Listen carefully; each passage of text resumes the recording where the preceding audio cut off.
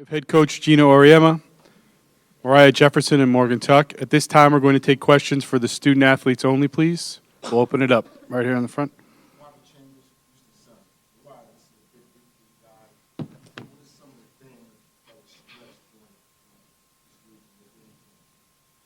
I mean, we pretty much just some of the same things we always do in practice. You know, make sure our defense is tightened up, go over the offenses, just trying to stay sharp because we did have a lot of time off, but we also got a lot of things done in practice.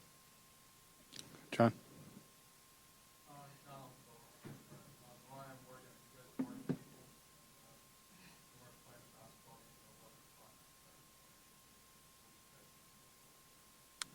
Probably be sleeping, but I think we're excited to get an early start and, to get the tournament underway.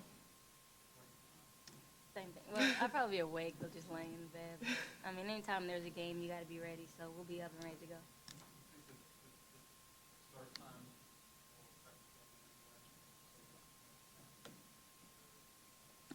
It's a basketball game, so whenever the ball's thrown up in the air, we're going to come out, we're going to be ready to go no matter what time it is. Pat. Moriah, at the Office of Associated Press.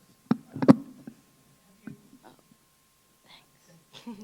have you started thinking about the fact that your last year in this building? A little bit. You try not to think about that type of stuff. You get all sentimental and start wanting to cry or whatever it is. But you really just got to go out and play. You know, it's exciting to be able to play in Gamble again, in front of our home fans. But at the end of the day, it's a game, and so you got to be prepared to play. And then after it's over, then kind of look back and reflect on it. Right here in front. Morgan, you were senior. You was battling a lot of injuries, came back strong. What is you said to your teammates that's going to pass the torch and be consistent for next year? I think I just try to just be encouraging and, try to do things the way our coaches want them done so that, people on the team can see that and can try to do the same thing. And just trying to make sure that, I think like us, the three seniors, are making sure we're doing what we're supposed to be doing. So then, it's not a question of what underclassmen need to do.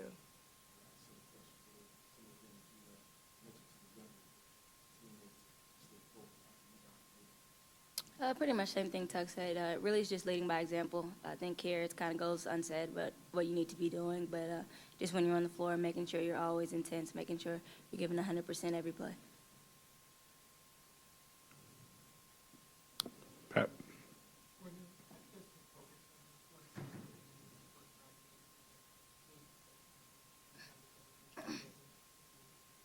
I think the way we stay focused is, I think we all know, if we lose, then our season's over.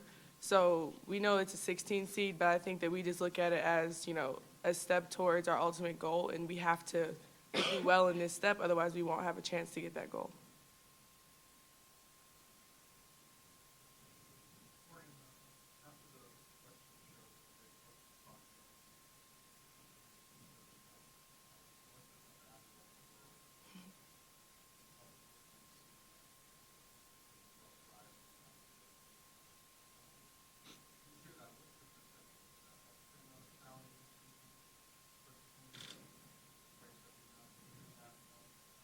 Yeah, I think each year has its different challenges, and this year's definitely had its challenges. And I think, from the outside looking in, people might think that it's just like easy peasy, there's nothing going on, nothing wrong because we're winning a lot of games. But, there's a lot of things that we've had to work through as a team with the coaches to make sure that we are successful and that we are winning games. So, I definitely agree with Coach, and I think that we've been able to kind of work through a lot of those challenges, and that's why we are where we are now.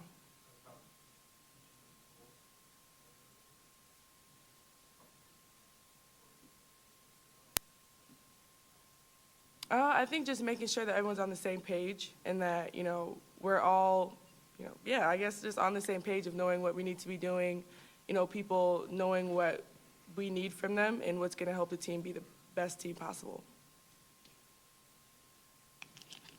Pat.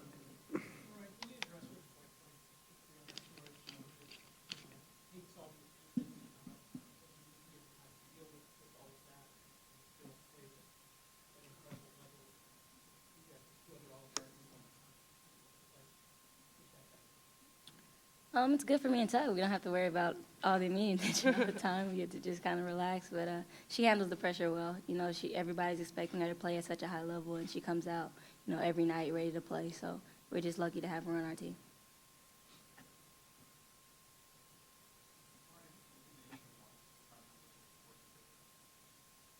Is that a real question? I think I think a lot of people would like to see us lose. You know, once a team is winning so many amount of games, people always root for the underdog. So I wouldn't say that. Okay, anything else for student athletes? Okay, you're free to go back to the locker room. Just under 25 minutes left on the open locker room for UConn. Right now, we will take questions for the head coach. We'll start right here.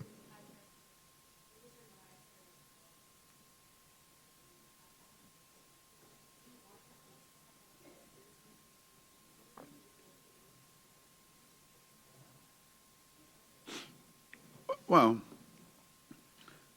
I mean, we practice at 11 every day when we're not in school. I don't want to get anybody the impression that we practice every day when we're in school, but so 11 o'clock is a really good time for us. You know, Saturday, Sunday, we're at 11 every day. And I don't want things to change that much between the regular season and the postseason. But one thing that does change automatically for us anyway is there's a little different attitude during the postseason than there is during the regular season. I wouldn't necessarily call it more businesslike, but there's less like giddy stuff, you know, like that gets you through the season. You know, all through the season you have to have a lot of that high school mentality sometimes, you know. And even though they're not high school girls, they're young college women, they still have a lot of that in them. So during the regular season, a lot of that gets you through the drudgery of January and February. But come March, there's less giddy and more just nodding their head, yeah, we got this. Go ahead, Rich. You know, is Lou playing her best right now, and you consider her maybe an X factor for this team going to the tournament? Well, she's certainly playing better than she was at the beginning of the season, that's for sure. She's playing like I had hoped she would play at some point during the season. I don't think she's playing at the level that she's capable of reaching, but maybe that's expecting too much from a freshman. I don't know. But I think anytime you have someone that can really shoot the ball the way Lou can, automatically she becomes a factor. You know, shooters are at a really high premium in the NCAA tournament, and the more of them you have, the more problems that the other team is going to have in trying to defend. You know, I remember back when Kelly Farris was a senior, for instance, and all the focus was on everybody but Kelly on the perimeter, and she started knocking down threes in the NCAA tournament. It was all over. I mean, there's only so many places on the floor that you can be effectively, you know, successful defensively. And so if Lou's got that going, that's a part of it. And during practice, we've tried to experiment with putting her in different spots on the floor to make her a little more versatile rather than just stand there and shoot. And so we're asking a lot of her, even though she's a freshman. Okay, we're going to go to Pat, and then we'll come right here.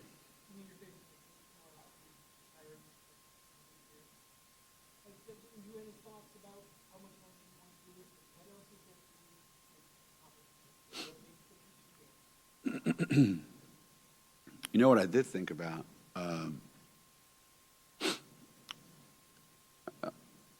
I think we were Kay Yao's last game. That's the last game she coached, I think, was against us in the Final 8 game in Fresno, I think it was, if I'm not mistaken. Sweet 16 game, You're right. We lost that game, the next game to LSU.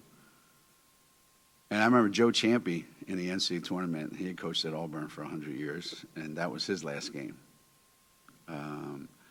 So anytime you're in that situation, it does come up. It didn't come up as much then because I was a little bit younger then, but I think anytime you're faced with that, now especially more than before, yeah, you do think about it. And it's especially true at Connecticut now because if you're not careful, you live your other 49 weeks just for these 3 weeks. And sometimes that's good, sometimes that's not so good. And after a while, it does kind of wear on you that how important these 3 weeks are every year. But this is how many years in a row? Carl, how many years in a row is this in the NCAA tournament? 28. So this is 28 years in a row that we've been in the NCAA tournament. You know what? I kind of got up this morning to come here today. I can't say it was exactly like it was 20 years ago, but it's not that much different. So as long as that's the case, I'm good for a while. Right here, and then we'll go there. Coach, with the solid program UConn, a lot of different players and styles, what is the main thing that you instill in your players every year?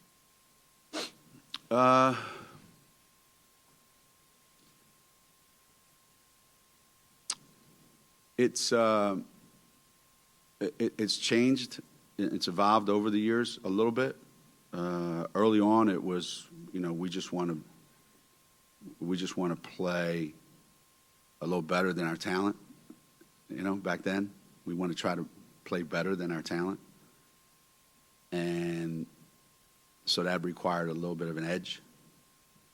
And then as we started getting the best talent in the last 20 years, so to speak, it became, let's make sure we play to our abilities every day. And in the end, it really does come down to every player, I hope, that comes to Connecticut has this feeling that there's always a little bit more that we can do and never be satisfied with what we're doing. And that there's always something out there that we haven't accomplished yet. And somebody was telling me yesterday that they gave me some numbers. I don't know. They're kind of ridiculous numbers, so I don't even remember what they are. ESPN was asking for them, and Sarah brought them in.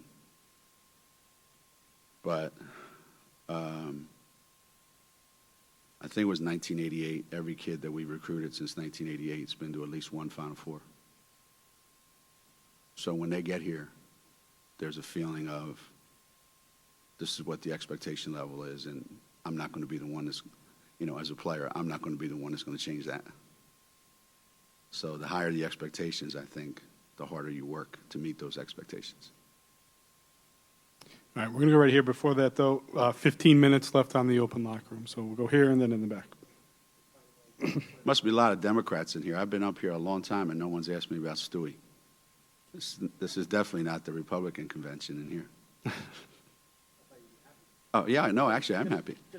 I am happy. Personally, I'm the only one that's played for 4 years. Yeah, but that's all right. She went as a coach, right? There you go. Is that true, by the way? That is true? I don't know. In South Florida, you basically used 6 players until the game got out of hand. Have you seen anything from the piece or Natalie Moriah that could make you think that maybe the bench will expand a little bit? Maybe not so much this weekend, but down the line because, it has gotten so short in the past couple.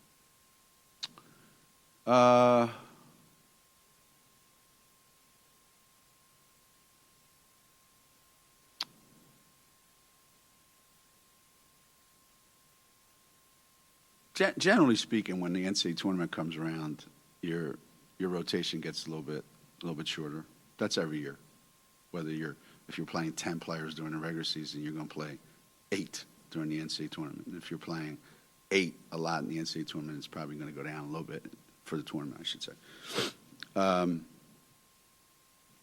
But I would say that probably of those you mentioned, Nafisa's probably had the best week of practice that she's had in 3 months.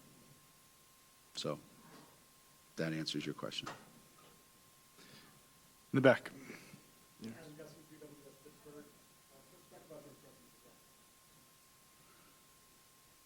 Well, they remind me of some of the teams we played in the old Big East. They don't necessarily shoot the ball as many times from as many crazy places as DePaul does, but they move the people and they move the ball like DePaul does. They're disciplined like Villanova was when we played them all the time. They really do get the most out of what they have. They try to get you to play at their pace. They really do a great job of capitalizing on whatever mistakes you make defensively.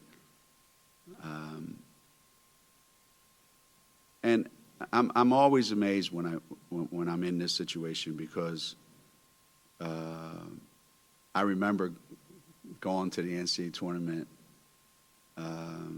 with a team just like Robert Morris, 1988, 1989, those years when you knew that we have to be smarter, which we were. We have to be a little bit tougher. We have to make sure that we get a great shot every time down the floor, and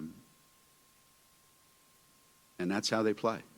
They play with a real discipline that I think makes it hard to play against because they make you kind of impatient. That's how I would describe it. You have to be patient because if you get impatient, so we're going to try to make them a little less disciplined, I hope. We go to Pat. Just over 10 minutes left on the open locker room.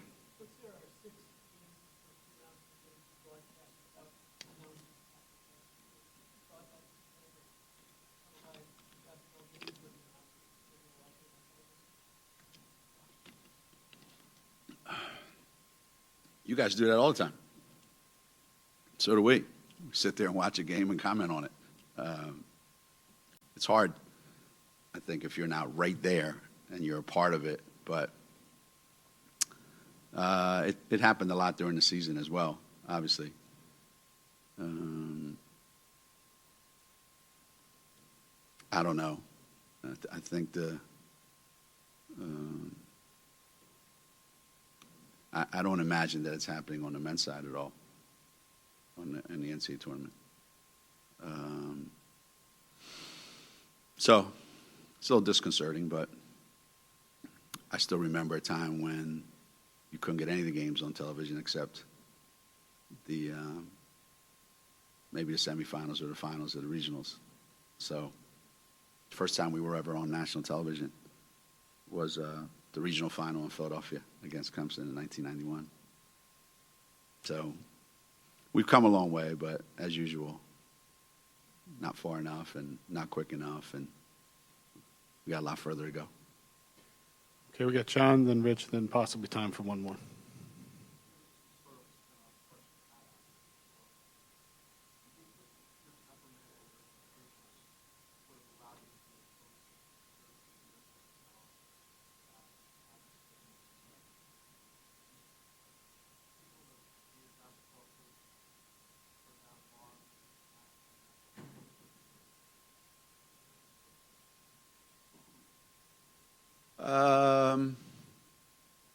Probably. I mean, I think the worst thing about winning a lot is winning a lot. The worst thing about winning championships is winning championships. Because once you do that, nothing else is sufficient. So if you've never been to where we've been, how can you miss it? You just keep, being Don Quixote. You just keep searching and searching and searching and searching and keep going and going and going and going until all of a sudden you go, okay, I'm done coaching. But once you've been to where we've been, the problem is being anywhere else is not any good. And I know a lot of coaches, a lot of my friends. I know guys that have been coaching longer than Sal that, are still, out there every day trying to get that first championship.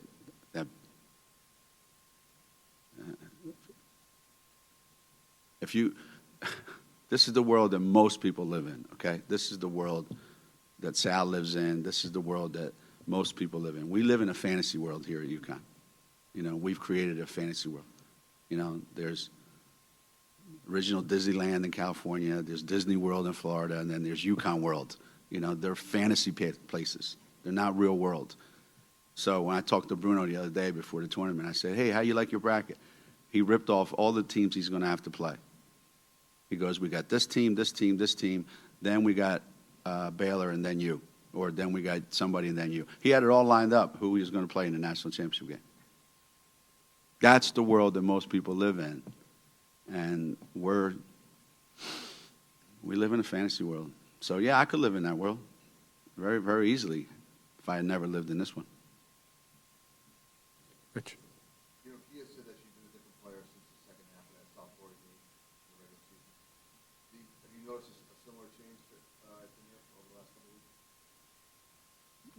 of weeks? Yeah, there's been a big change. You asked me a question about what are we trying to teach our players every day. Try and teach our players kind of act your age. Like when you're 15, don't walk around and act like you're 20. And when you're 20, don't act like you're 15. So in that Tulane game, she acted like a junior high kid. And it was embarrassing that because she shot the ball poorly, she became a mess on the bench, and everybody saw it. That's not how you act at Connecticut. And I think it hit her pretty good. Like, there's more to life than just making shots. And lots of people don't make shots. And how are you going to react to that and how you respond to that says a lot about who you are and what your priorities are. So once we got that straightened out, things changed, like they always do. Once you get your priorities straight and once you see the big picture of why you're here and what we're trying to do, then everything seems to fall into place for you. And, it certainly has for her. And you talk about X factors. Kia Nurse is really a big X factor. I don't know how she does it. I don't know what the reason is. I've watched a lot of tape. I've asked all the coaches. I have no idea why that son of a gun is always open. Always. So when you're that open, don't worry about whether they go in or not. Just keep shooting them. Until I tell you, stop shooting it, goddammit, because they're not going in. But until then, just keep shooting. All right, last one in the back. Coach, Charlie Biscaglia, the coach of Lady Rockland, said Yeah. opportunity to sit down with you last summer. With you. What did you take away from that interaction? What were your impressions? Well, I needed a ride from the airport. That was number one. And he was good enough to give me a ride because a lot of the other coaches that were there, they just took off. They said, hell with you, get your own ride. So we ended up sharing a cab or a car, or I forget. But they're typical Italian guys, him and his dad. They had it all figured out. They had a driver waiting for him. They had some kid waiting for him who was going to drive them all over the place. And here I am, 10 national championships, and I'm bumming a ride. So we got a ride. We went and grabbed something to eat. We went down to see Bruno at his son's place. And it was a lot of fun. And I really didn't, I've known his dad for a long time, but I really didn't know him that much. But it's refreshing, to see somebody that young that wants to get in this, and believe me, he's not looking at this and saying, wow, someday I'm gonna make millions of dollars coaching women's basketball. I think he's in it because his father taught him the right way. He loves the game. He loves going to the gym. He loves being around the players, and he loves the competition. And he feels like he has an impact on the kids. And he's in it for all the right reasons. And I just really enjoyed their company that night. Okay, thank you very much, Coach. Thank you.